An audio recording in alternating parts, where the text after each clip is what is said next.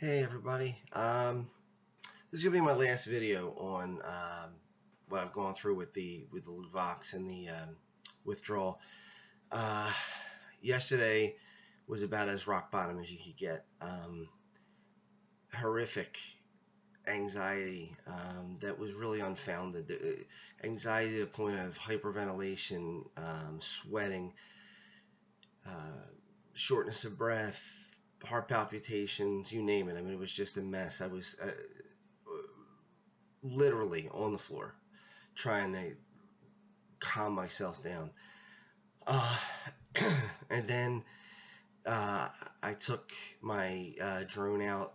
I thought, let me try this and see if it could calm me down. And I'm flying the drone, and it got stuck in a tree. And then the anxiety went to absolute and utter rage. I was just so angry. Um, so much more angry than was necessary over something like that. So, I was cursing and yelling and just absolutely in a rage, and it just wasn't good. It was terrible. And I came home, and I was determined that I was going to get that drone back, and I went into the garage and grabbed the ladder and wasn't cursing in front of the kids, but was visibly agitated. And I went in the garage, got the ladder, and Amy came out with me, and then we put the kids in the car, and so they didn't see it. And I climbed the ladder, and I'm just wildly on this ladder, swinging a hockey stick, trying to knock that drone out, and I couldn't get it. And on one of the last swings, I literally threw myself off of the ladder and came down. I was about 5 feet up when I came down, and came down on my shoulder, but I was in such a state of anger and rage that I popped right back up and wanted to do it again. And it's you do so many goofy things when you're not doing well.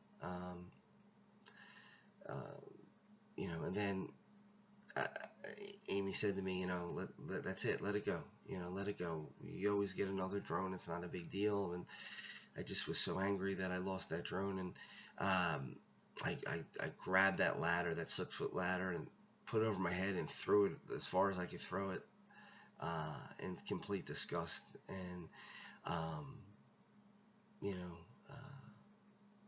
she said, I'm going home, and I don't blame her. She don't want to have to witness me being that out of control. And I grabbed the ladder, and she drove home, and I was almost like a machine. I had that ladder in my hand, and I'm carrying it back, and I'm walking as fast as I could, and just in a rage. And I came home, and I put the ladder away, and this had gone on for probably a couple of hours. It was a complete disaster, and the worst part of it is I scared the kids. I upset Amy. My mom had been on the phone with me throughout the day, and she was talking to me and trying to calm me down, and I was saying so many stupid things out of anger, that I was going to climb that tree, and no matter how high it was, I was going to get that drone. And it was a terrible day. The anxiety with the anger was horrible. I started thinking to myself, how could I be a good husband and a good father if I'm doing this and upsetting them to that point? Rebecca, my little one, she's only 6. She said, "Mommy, I'm worried about Daddy," and that's not easy to hear. And one thing I was able to do when I noticed, I at first I didn't even think about other people. I was only mired in my own anguish. I said to myself, you have got to stop this. You can't do this. You're upsetting everybody. You're upsetting your kids. You're upsetting your wife. You're upsetting your mother, your father, your sister. Everybody's trying to help me. They're worried. They're not worried that I was going to do something crazy. They were just worried that I was going to wind up, hurting myself, climbing a tree, climbing a ladder, or, they're worried that I was going to have a heart attack because I was so agitated. I called the psychiatrist today and I told her that I can't do this. I can't live like this. And she said to me, why don't we go back on just a little bit of Luvox? She thinks I have what's called, I can't remember the term, but it's a too abrupt withdrawal. I'm sorry, too abrupt stopping the medication, and causes a pretty big withdrawal. She thinks that maybe I didn't wean down quite long enough, and that's trial and error. I don't blame her for that. That happens. But it feels good to me that I know that I'm going through this because I'm having a withdrawal from medication. It's not really me. It's just a terrible situation. And my mom and dad, they took the day off today from, they had things to do, and they're here today, and they were talking to me, and I just finally broke down and cried, and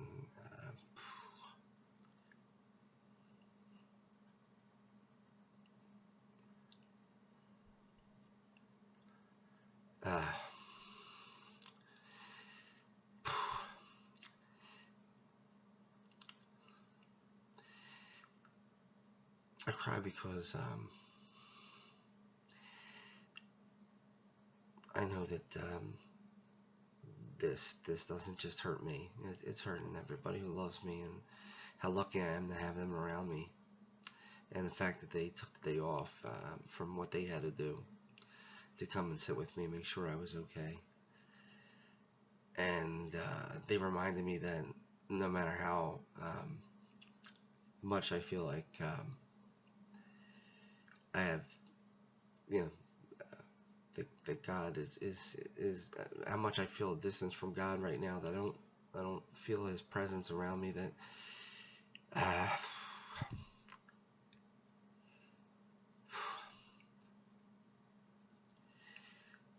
that His presence is there no matter what.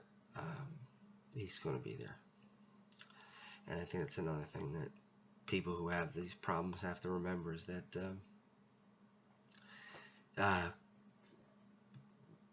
God's with you the whole time. He's going to hold you and hold your hand and keep you moving. And I just have to try to rely on that, even when I don't feel it. And you do too if you go through this. The other thing, and I'll end it on this, is I wanted to make sure that I documented this in the middle of it. Too often I hear motivational speakers and doctors and people who tell you how they got over it and how it's over for them, and this is all you have to do, but you never ever hear from people who are right in the middle of it. And I'm right in the middle of it. So I wanted to show you what that looks like, because I'm not going to be here forever. I'm hoping in a couple of days I'm going to be, doing okay. So I didn't want this time to go by and say, well, this is what it was like. No, this is what it is like. This is what is happening right now. We need more people who are currently going through these hard times to show what it's like, because everybody thinks they're the only one. I've had people write to me recently, thanks for posting, because I feel like that I'm the only person in the world who's going through this sometimes. No. So thanks for watching. Thanks for the support. It's been amazing, and please pray for me. I think I'm going to get better. I know I'm going to get better. I'm going to get better soon, but I just wanted to share this with you, because I do really, really appreciate the love and support. So thanks a lot.